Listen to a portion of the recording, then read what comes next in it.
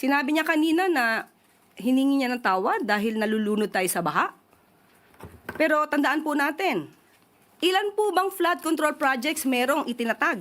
Di umano ang kanyang ama.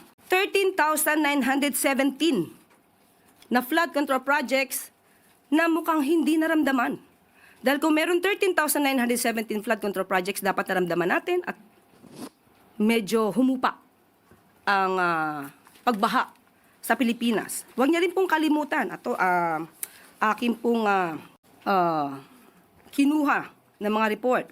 2016, meron pong local lane na bagyo na Nina na nagdulot din ng pagbaha. 2017, Orduha. 2018, Ompong. Nagkaroon ng massive landslide sa Benguet. 2019, Tisoy. 2020, Ambo. Lahat po ito ay may pagbaha. Taong 2020, Rolly. Ito po ang strongest landfalling typhoon noong 2020. Nandyan din po ang Ulysses, Odette, at Agaton. So, hindi po pwedeng magmalinis na wala nangyaring pagbabaha sa panahon ng kanyang ama.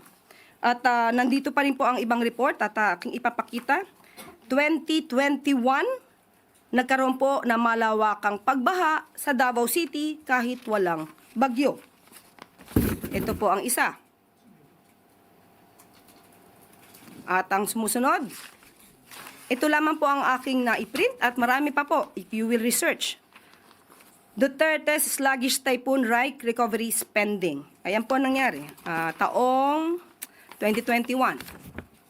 Hindi niya po makakaila ang mga pangyayaring ito. Kaya wag niyang ipahid lamang sa Pangulo ang sasabing pagbabaha. Dahil kung meron pong naganap na mga build, at kung talagang walang ghost projects ang dating nakaraang administrasyon, hindi natin mararanasan ang ganitong klaseng pagbabaha. 2018, faced with disaster, Duterte falls from view.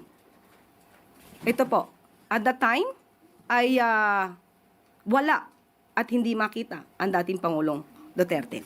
So, ang mga issue pong ito, marami pa po siyang dapat na ihingi ng tawad. Akin pong i-enumerate. At mukhang nakalimutan niya itong ihingi ng tawad. Una po, mas dapat niyang inunang humingi ng tawad sa taumbayan, lalong-lalo na sa mga biktima ng EJK.